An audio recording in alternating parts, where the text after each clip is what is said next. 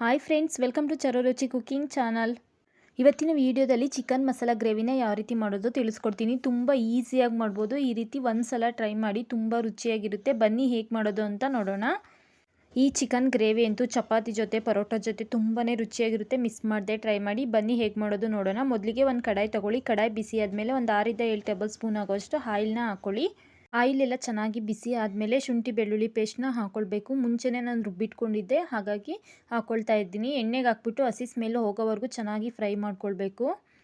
Next ನಾನಿಲ್ಲಿ ಒಂದು 1/2 kg ಚಿಕನ್ನ ತೊಗೊಂಡಿದ್ದೀನಿ. ನೋಡ್ತಾ ಇದ್ರಲ್ಲ, ಇದೆಲ್ಲ ಚೆನ್ನಾಗಿ ಹಸಿ ಸ್ಮೆಲ್ ಎಲ್ಲ ಹೋಗಿದೆ. ನೆಕ್ಸ್ಟ್ ಇದಕ್ಕೆ ಚಿಕನ್ನ ಆ್ಯಡ್ ಮಾಡ್ತಾ ಇದ್ದೀನಿ. ಒಂದು 1/2 kg ಚಿಕನ್ ಆದರೆ ಆಗುತ್ತೆ.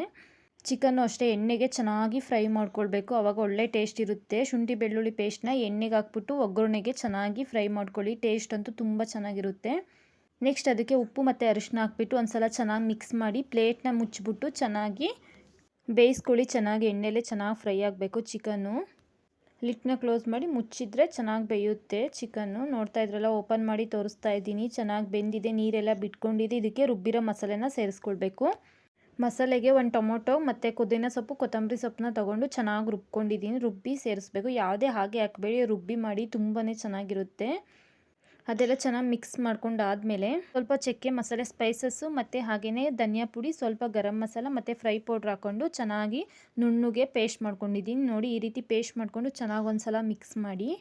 ನಿಜ, ಒಂದು ಸಲ ಈ ರೀತಿ ಮಾಡಿ, ತುಂಬಾ ಚೆನ್ನಾಗಿರುತ್ತೆ.